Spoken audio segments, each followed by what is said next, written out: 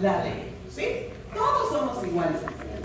Por lo tanto, no debería existir ninguna discriminación basada en ninguna categoría sospechosa. Es decir, no podemos discriminar por sexo, no podemos discriminar por orientación sexual, no podemos discriminar por identidad de género, por origen, por cultura, por raza, etc. Esa es la igualdad formal. Y bueno, al parecer, este principio de igualdad formal sería suficiente para que todos estemos contentos y decir, no, los hombres son iguales a las mujeres, porque tenemos el reconocimiento constitucional y en los pactos internacionales sobre derechos humanos. Pero basta rascar un poquito y darnos cuenta que esa igualdad formal en los hechos, en lo real, no se da. ¿Por qué? Porque van a existir existen diferentes grupos, diferentes sectores que no tienen las mismas posibilidades de ejercer sus derechos. ¿Sí? ¿Sí o no? Y por eso es importante que nosotros partamos, aquí tenemos esta figura, de este modelo de ser humano, a partir del cual se gesta el reconocimiento de derechos y se gesta el derecho. ¿Sí? Tenemos un modelo de ser humano que es varón, ¿sí o no? Varón, es heterosexual, es un joven adulto, ¿sí? Es no indígena, es blanco, es sin discapacidad, ¿sí? Y por lo tanto, al margen de este modelo de ser humano, quedan pues muchos grupos que están en la periferia. ¿Qué grupos quedarán en la periferia? ¿Ya? Personas con discapacidad, ¿quién más? Pueblos indígenas, originarios, campesinos, ¿quién más? Mujeres, perfecto, niños, niñas, adolescentes, población LGBTI, adultos mayores. ¿Sí? Fíjense, todos estos sectores son los excluidos. ¿Sí? Son los excluidos. Porque el derecho se gesta a partir de este modelo de ser. Y cuando nosotros hablamos de una igualdad, estamos hablando de una igualdad desde la perspectiva, como hablaba el doctor Flores hace un momento, del constitucionalismo que emerge precisamente de la Revolución Francesa, de un constitucionalismo de una igualdad ¿entre quién? Entre varones y entre personas que eran blancas, heterosexuales, ¿no? Excluyendo a los demás. ¿Cuáles son los tres principios de la Revolución Francesa? Libertad, fraternidad e igualdad. Y ahí es precisamente donde nos cuestionamos, ¿igualdad para quién? ¿Quiénes eran iguales? ¿Los hombres? ¿Todos los hombres? No, no todos los hombres. Los hombres que tenían renta, ¿sí? Los hombres que no tenían discapacidad, los hombres que no estaban sujetos a servidumbre, etc. ¿Sí? Esos eran iguales. ¿Quiénes eran fraternos? A ver, pensemos en las fraternidades del Oriente, si ustedes quieren. Los fraternos. ¿Quiénes eran fraternos? Esa hermandad que se gesta. Los varones. ¿Sí? Fraternidad. La fraternidad no existía entre desiguales, no existía. No. Eras fraterno con quien era tú, igual. Porque te podías reconocer, eras fraterno con tu par. ¿Sí? Y la libertad, ¿quién podía decir soy libre? ¿La mujer podía decir soy libre? No, porque ni siquiera era titular de derechos. Claro, tenía una capacidad disminuida. Entonces, obviamente, esta libertad solamente se predicaba respecto a los varones, que además reunían determinadas características. Entonces, fíjense, alrededor están estos grupos que se quedan en la periferia, ¿no?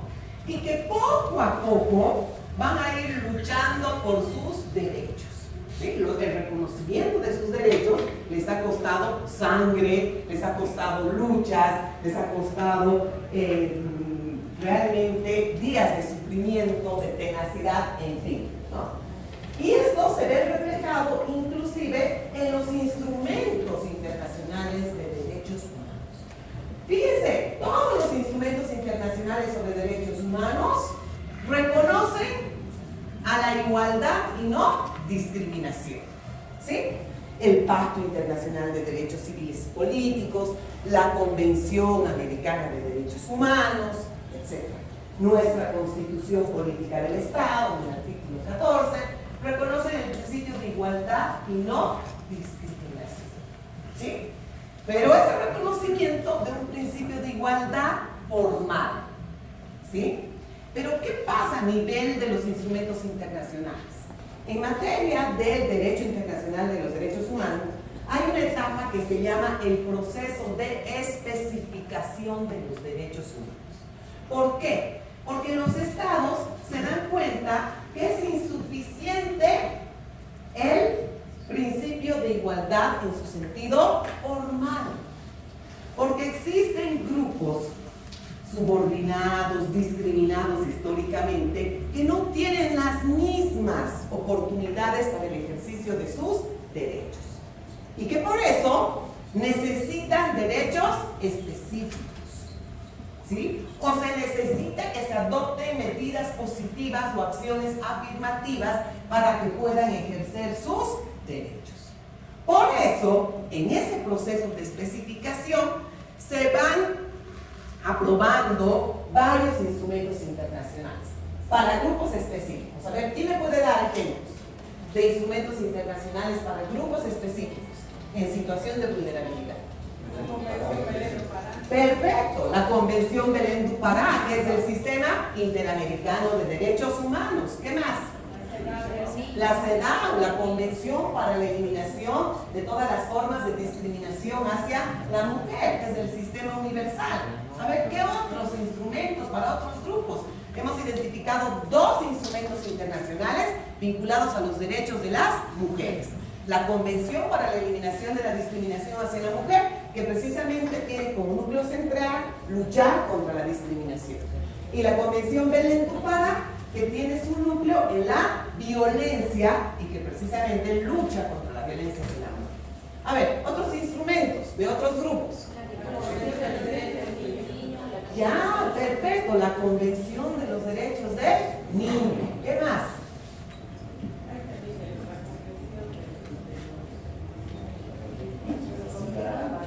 Muy bien, la Convención de las Personas con Discapacidad. Perfecto, el Convenio 169 de la OIT sobre los derechos de los pueblos indígenas, la Declaración de las Naciones Unidas sobre los derechos de los pueblos indígenas, ¿sí? El convenio respecto a los adultos mayores. Entonces, fíjense que se han ido generando instrumentos específicos para esos grupos que necesitan una tutela reforzada, que necesitan mayor protección, ¿sí? En el tema de los LGBTI, si bien no hay una convención expresa para los derechos de los LGBTI, sí tenemos una convención genérica contra la discriminación que incluye el tema de orientación sexual, identidad de género. Y también no se olviden, tenemos importantísimos precedentes de la Corte Interamericana de Derechos Humanos. Por ejemplo, el caso Karen Atala versus Chile, el caso Duque versus Colombia y últimamente, la del 2017, la opinión consultiva 24/2017, donde la Corte Interamericana de manera clara dice que no se puede efectuar ninguna discriminación basada en la orientación sexual, la identidad de género, y además exhorta a los estados a que se reconozca el matrimonio igualitario. ¿Sí? Bien, entonces fíjense, tenemos ese conjunto de instrumentos internacionales para grupos históricamente discriminados que en nuestra Constitución Política del Estado están presentes en diferentes secciones. Fíjense, la riqueza de nuestra Constitución Política del Estado es precisamente reconocer en secciones específicas derechos de grupos vulnerables. ¿Sí? ¿Tenemos derechos de los niños, niñas y adolescentes? Sí. ¿Tenemos derechos de los adultos mayores? Sí. ¿Tenemos derechos de las personas con discapacidad? Sí. ¿Tenemos derechos de los pueblos indígenas? Sí. ¿Tenemos los derechos de las mujeres que están transversalizados en toda la Constitución Política del Estado? Y además una cláusula de la igualdad, que es el artículo 14, que expresamente prohíbe y sanciona toda forma de discriminación basada en el sexo, color, edad, orientación sexual, identidad de género, origen, cultura, nacionalidad, etc. Todas estas que son las categorías sospechosas. Fíjense que esa es la riqueza de nuestra Constitución Política del Estado. Hay un autor muy interesante que es Noguera, por ejemplo, que tiene un artículo muy bueno, que les aconsejo su lectura, que está en la revista La Migraña, que se pregunta si existe un constitucionalismo andino, ¿no? Y hace su estudio a partir de la Constitución boliviana. Y Noguera dice que efectivamente existe un constitucionalismo andino y que uno de los rasgos distintivos de ese constitucionalismo andino es precisamente el reconocimiento de los derechos de los excluidos. Fíjense qué interesante, ¿no? ¿Por qué? Porque él dice que en la Asamblea Constituyente todos los grupos excluidos plasmaron pues sus derechos en la Constitución Política del Estado. Lo que no sucede en las constituciones europeas, donde el reconocimiento de los derechos de los diferentes grupos subordinados se da a partir de la cláusula genérica de la igualdad. En cambio, en el constitucionalismo andino tenemos secciones específicas, reitero, en nuestra Constitución, que reconocen los derechos de los sectores excluidos. Y otro elemento que este autor señala para distinguir al constitucionalismo andino es precisamente las cláusulas vinculadas a la interpretación de los derechos humanos. ¿Sí? Porque como ustedes saben, en nuestra Constitución existen cláusulas específicas de interpretación de los derechos humanos. ¿Cuáles serán esas cláusulas específicas de interpretación? ¿Cómo interpretamos los derechos humanos? ¿Ya? ¿Pero cómo los interpretamos? Ya, desde la Constitución, pero hay un criterio específico. ¿Qué pasa si tengo un derecho en la Constitución Política del Estado? Tengo una ley que reconoce ese derecho, pero de manera más favorable que la Constitución Política del Estado. ¿Cuál aplica? Exacto. El principio de favorabilidad que está previsto en el artículo 13, 256 de la Constitución Política del Estado y también en el artículo 29 de la Convención Americana de Derechos Humanos, a partir del cual siempre debemos elegir aquella norma o aquella interpretación que sea más favorable a los derechos humanos. Principio de favorabilidad, ojo, que no reconoce jerarquía. Yo puedo hablar de una constitución, de un pacto internacional, de una ley o de un decreto supremo. Si el decreto supremo desarrolla de manera más amplia y más favorable, pues aplico el decreto supremo. Si hay una interpretación del Tribunal Constitucional, otra interpretación del Tribunal Supremo de Justicia y una interpretación de un juez, y la del juez es la más favorable, ¿cuál tendré que aplicar? La del juez. Porque eso es precisamente lo que nos manda la Constitución Política en materia de derechos humanos. Ustedes me dirán, pero ¿y qué de la vinculatoriedad de las sentencias del Tribunal Constitucional? Bueno, pues tenemos un criterio específico para la interpretación de derechos humanos. Por lo tanto, ¿cuál va a prevalecer? ¿Ese criterio de interpretación o el artículo 203 de la Constitución? El criterio de interpretación, porque siempre tenemos que estar al más favorable, ¿no? Y fíjense cómo este modelo, a partir de estos dos rasgos fundamentales de nuestra Constitución Política del Estado, modifica inclusive la forma de argumentación que tenemos. ¿Por qué? Porque a partir de este modelo en el que hablamos de los derechos de los excluidos, ustedes como juezas, ustedes como jueces, tienen que aplicar enfoques diferenciales. No pueden aplicar una sola forma de argumentar. Porque si nuestra Constitución se caracteriza precisamente por dar voz a los excluidos, ustedes como jueces tienen que plasmar en sus resoluciones estos derechos de los sectores excluidos.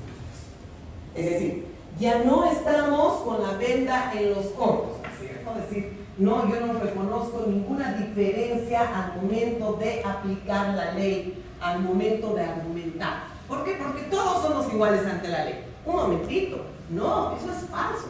No todos somos iguales ante la ley. Y porque no somos iguales ante la ley, usted tiene que estar con los ojos bien abiertos. Tiene que estar con los ojos bien abiertos para ver esas diferencias de hecho que generan desigualdad y que limitan el ejercicio de los derechos y que limitan el derecho de acceso a la justicia.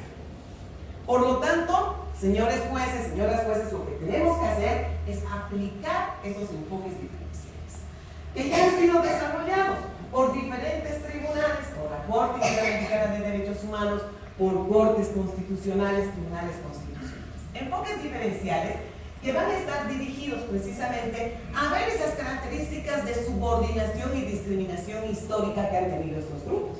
Así, por ejemplo, hablaremos de un enfoque diferencial con perspectiva de género. ¿A quién aplicaremos ese enfoque diferencial con perspectiva de género? Perfecto. Mujeres y LGBTI. Mujeres, lesbianas, gays, bisexuales, transgénero, transexuales, ¿no? E intersexuales. ¿Sí? Podemos hablar de un enfoque diferencial con perspectiva generacional. ¿A quién tendremos que aplicar la perspectiva generacional? Niños, niñas, adolescentes y ¿quiénes más? Adultos mayores. ¿Sí? Podemos hablar de un enfoque diferencial en razón a la discapacidad.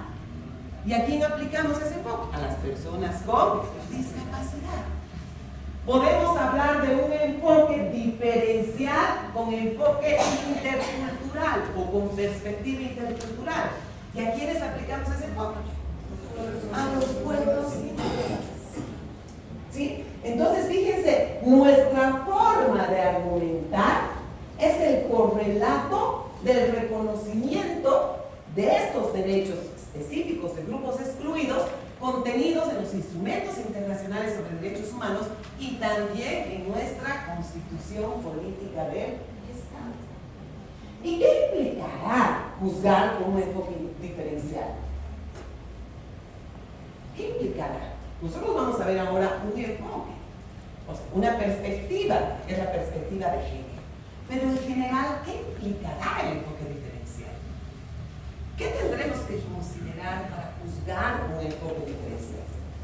Que precisamente en el caso de los niños, niñas, adolescentes o de las mujeres no está en una situación de igualdad. Entonces, en nuestra calidad de jueces, tenemos nosotros que aplicar la ley precisamente y equiparar, dar esa igualdad a través de la interpretación de las normas. Excelente. O sea, tenemos que partir precisamente de esa diferencia que subordina a esa persona que es miembro de un grupo que está en una situación de discriminación o de subordinación. ¿Sí? Entonces, a partir de que nosotros tomemos conciencia de que efectivamente esa diferencia lo pone en una situación de inferioridad, es que nosotros tenemos que equilibrar la balanza y darle a esta persona oportunidades, medidas que puedan hacer que su acceso a la justicia pueda ser ejercido en igualdad de condiciones. Y para efecto, pues, aplicaré los diferentes instrumentos internacionales sobre derechos humanos, aplicaré los diferentes estándares de derechos humanos, tanto del sistema universal como del sistema interamericano de derechos humanos. ¿Sí? Si es un caso de niños, y voy a aplicar un enfoque generacional, por ejemplo, pero además es un adolescente que ha sufrido violencia, tendré que aplicar el enfoque de género y el enfoque generacional. ¿Sí? Y en estos casos habrá una intersección. Y ahí hablamos del enfoque interseccional. ¿Por qué? Porque se están entrecruzando dos situaciones que vuelven más vulnerable a la persona que está siendo sometida a proceso o que es parte del proceso. Y ahí tenemos que aplicar, por lo tanto, los estándares que protegen a los niños, pero también los estándares que protegen a las mujeres víctimas de violencia. ¿Qué pasa si es una mujer indígena víctima de violencia?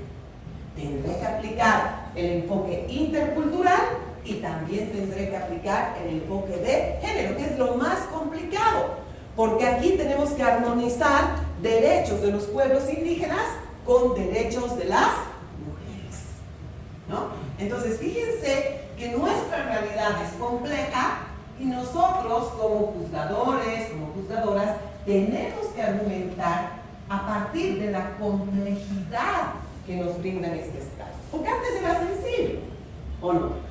Tenías una ley, la ley igual para todos, aplicabas con tu bendita la ley, ¿no es cierto? No, yo no voy a ver quién está delante porque la ley es la ley es ley, ¿no? Pero ahora no. Porque además tenemos una pluralidad de fuentes jurídicas. ¿Sí? Y ustedes como juzgadores, como juzgadoras, son, como decía Sarrebelsky, los señores del derecho. ¿Por qué? Porque ustedes dicen lo que es el derecho. Ya no es el legislador. No es suficiente la ley. Porque sobre la ley, ¿qué está? ¿Qué está sobre la ley? La Constitución Política del Estado, están los instrumentos internacionales sobre derechos humanos. Además tenemos la jurisprudencia de los diferentes órganos, la jurisprudencia del Tribunal Constitucional, tenemos las normas de las naciones y pueblos indígenas, originarios y campesinos, etcétera, etcétera. Y de esta pluralidad de fuentes, ¿ustedes qué tienen que hacer como jueces? Elegir la norma que van a aplicar, elegir el precedente que van a aplicar. ¿Y cómo eligen la norma? ¿Arbitrariamente? ¿Cómo lo eligen?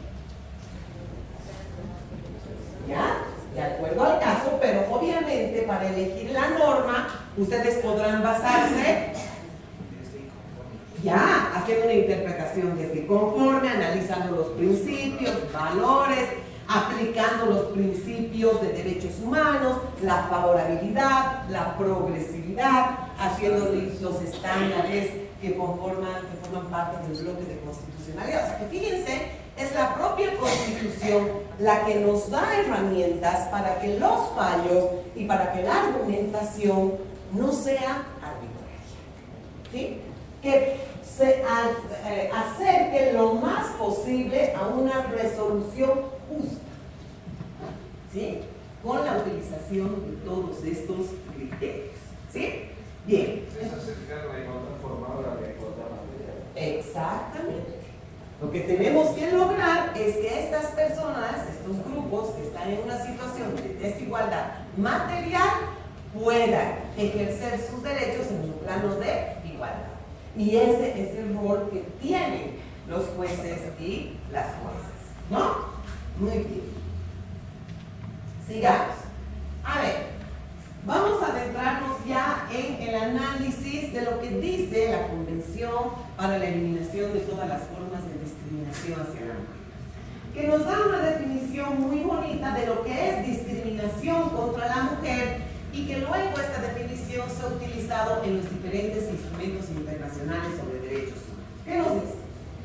La expresión discriminación contra la mujer denotará toda distinción, exclusión o restricción basada en el sexo que tenga por objeto o resultado menoscabar o anular el reconocimiento, goce o ejercicio por la mujer, independientemente de su estado civil, sobre la base de la igualdad del hombre y la mujer, de los derechos humanos y libertades fundamentales en las esferas política, económica, social, cultural y civil o en cualquier otra esfera. Fíjense, de acuerdo a esta definición, hablamos de discriminación cuando existen tres elementos. Debe haber una distinción o diferenciación que se hace en el trato. Por ejemplo, y siempre les pongo este ejemplo, que es clarísimo.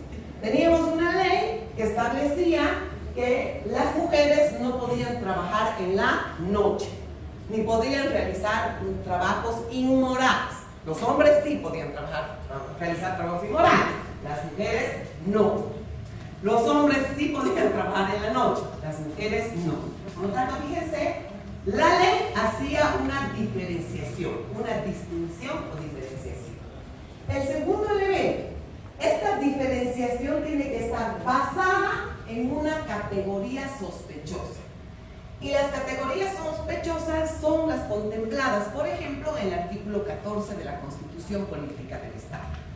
Son categorías que históricamente han servido para discriminar a determinados grupos. Por ejemplo, el sexo, la orientación sexual, la raza, el origen, la cultura, etc. Entonces, hablamos de que estas distinciones o diferenciaciones tienen que estar basadas en una categoría sospechosa. En el ejemplo que les doy de la prohibición del trabajo nocturno de las mujeres, tenemos una distinción o discriminación que está basada en el sexo, ¿sí o no? Porque existe un tratamiento diferente para hombres y otro para mujeres. Y el resultado tiene que ser que restrinja, limite o menoscabe derechos. ¿Esa ley restringía, menoscababa derechos? ¿Sí? ¿Qué derecho? El derecho al trabajo. Entonces, fíjense, a través de estos tres elementos podemos analizar qué norma, acto o decisión puede ser discriminatorio. Si yo les pongo la ley 348 y les digo, ¿consideran ustedes que la ley 348 es una ley que discrimina a los varones? A ver, ¿quién me dice sí? Explíqueme a partir de esos tres elementos.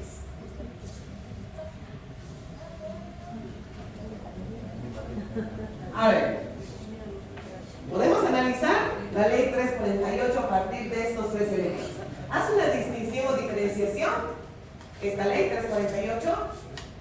Sí, aunque vamos a ver que también se aplica a varones, pero inicialmente vamos a decir que sí hay una distinción o diferenciación. ¿Por qué? Porque el sujeto de protección, ¿quién es fundamentalmente? La mujer, ¿no? Entonces, efectivamente hay una distinción o diferenciación basada en el sexo. ¿Sí? ¿Por qué? Porque el sujeto de protección son las mujeres. Es una ley fundamentalmente destinada a las mujeres para que vivan libres de violencia. Perfecto. El tercer elemento. ¿Esta ley restringe, limita o menoscaba derechos? No. Esta ley no está limitando o está limitando los derechos del varón. No. El varón tiene su acceso a la justicia, ¿no? Es la mujer la que tenía, ¿no? Impedimentos, obstáculos para un adecuado acceso a la justicia. Y por eso se sanciona esta ley, que tiene como objetivo, ¿cuál será el objetivo de la ley 348? Erradicar toda forma de violencia hacia la mujer. ¿Es una finalidad constitucional? Claro que sí. En la Constitución Política del Estado tenemos el derecho a una vida libre de violencia, en especial respecto a las mujeres. Por lo tanto, la ley 348 no es una norma discriminatoria. Más aún cuando esta convención sobre la eliminación de todas las formas de discriminación hacia la mujer, en el artículo 4, expresamente establece como una obligación del Estado que deben adoptar medidas especiales de carácter temporal encaminadas a acelerar la igualdad de facto entre el hombre y la mujer. Medidas que no son consideradas como discriminación. ¿La ley 348 será una medida especial? Es una medida especial. ¿Qué objetivo tiene? Que la mujer acceda a la justicia, que la mujer tenga una vida libre de violencia. Cuando se llegue a ese objetivo, cuando la mujer pueda acceder a la justicia en igualdad de condiciones, cuando la mujer esté libre de violencia, ¿será necesaria la ley 348? No.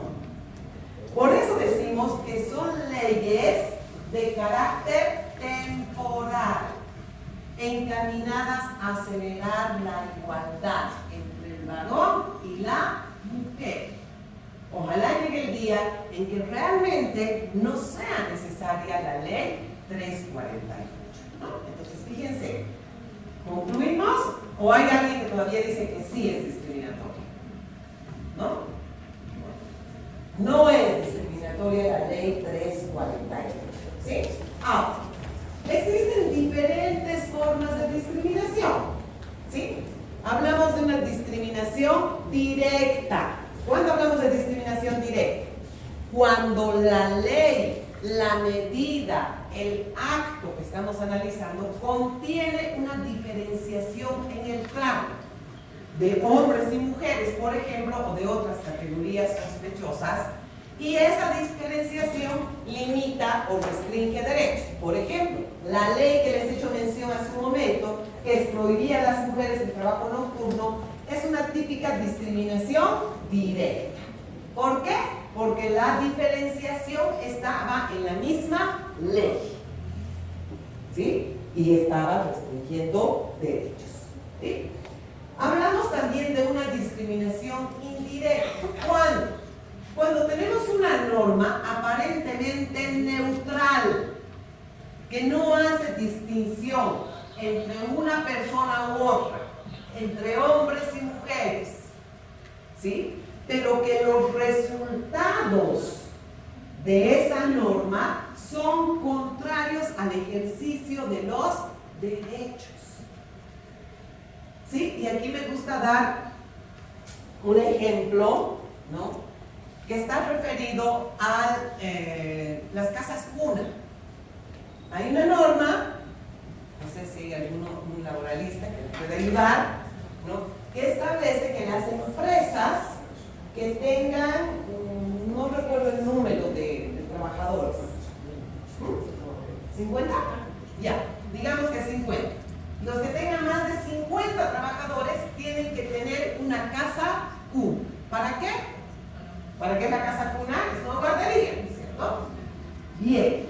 Ustedes me dirán, pero aquí nos hace la norma, no hace diferenciación. No dice las empresas que tengan más de 50 mujeres trabajadoras, sino dice neutralmente, porque se ha asumido históricamente que el género masculino es el neutral, no sé de dónde, pero bueno, seguimos manteniendo eso, ¿cierto? Nos dice trabajadores, que estamos asumiendo que es neutro, ¿sí? Bien, entonces la ley nos habla así neutralmente que son más de 50 trabajadores.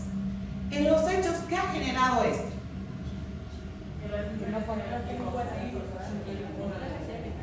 Ya. Pero además, esa puede ser un efecto. Pero ¿cuál es el efecto más perverso de esta norma? Que no contraten a mujeres. Porque ¿quiénes cuidan a los hijos? Socialmente, ¿a quienes se les delega el rol de cuidado de los hijos? A las mujeres. ¿Sí? Por lo tanto, no contratan a mujeres, porque si contratan a mujeres, van a tener que tener las salas una. Porque socialmente ese es el rol que se les ha asignado a las mujeres. Esa es una discriminación indirecta. ¿Por qué? Porque pese a que la ley no establece un trato diferenciado, es aparentemente neutral, el resultado de esa norma, ¿cuál será? ¿Igual los derechos de las mujeres? Claro, habrá una restricción al derecho al trabajo. ¿Sí o no? A ver, podemos poner otros ejemplos. Tenemos, este es un ejemplo que también lo pongo siempre, porque me encanta. De acuerdo a la ley, también tenemos la norma que nos dice que las mujeres tenemos que trabajar 7 horas y los varones 8 horas. ¿Conocían esa ley? Sí. Las mujeres 7 horas y los varones 8 horas. Les pregunto, ¿es una norma que beneficia a la mujer? ¿Sí? A ver, ¿por qué? A ver, ¿por qué la perjudicaría? ¿Por qué no la beneficia?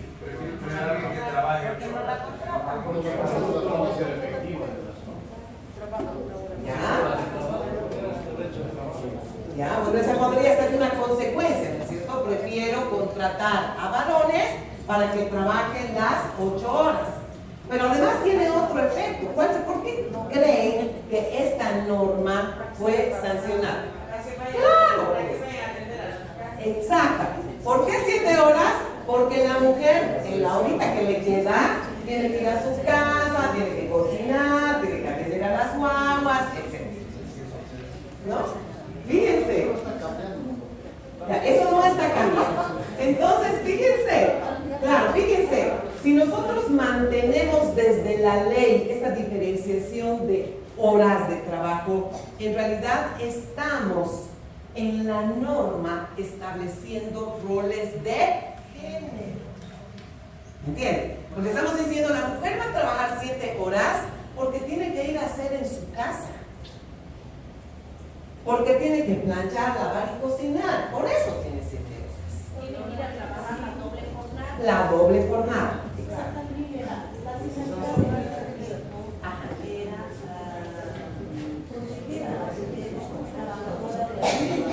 Ya, perfecto.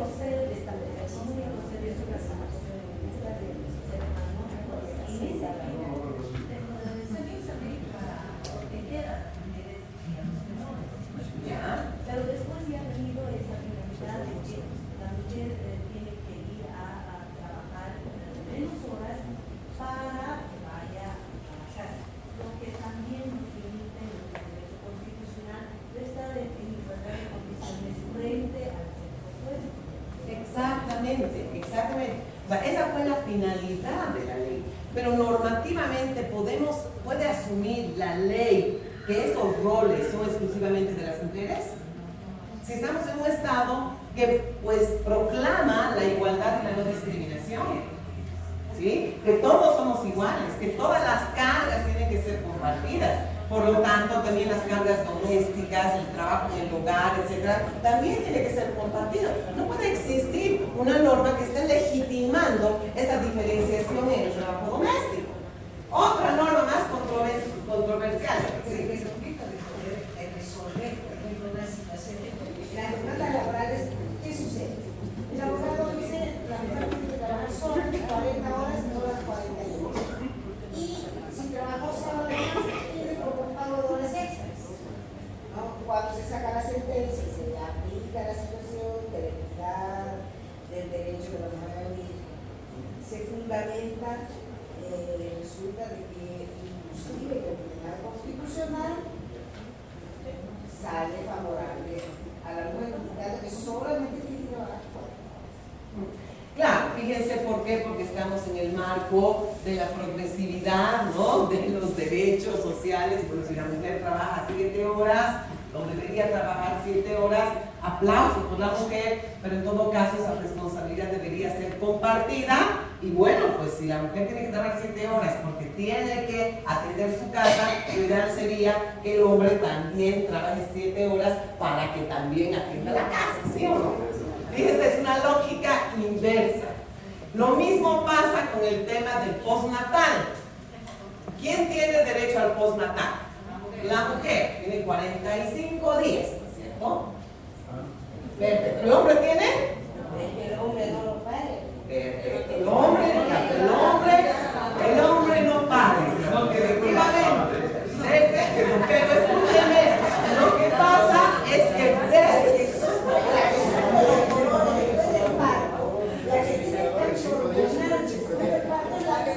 no, obviamente, perfecto. Hay una cuestión biológica que está vinculada precisamente a quién tiene los hijos y que precisamente tiene que cuidarse toda esa temporada, pero también tiene que dar las atenciones a la recién nacida. Perfecto. No estoy aquí abogando por una desigualdad en el sentido de que pobre hombre no tiene los 45 días. No. Sino que aquí lo que nos cuestionamos es que desde la misma ley, desde que nace el bebé, estamos dando la responsabilidad ¿a quién? A la mujer.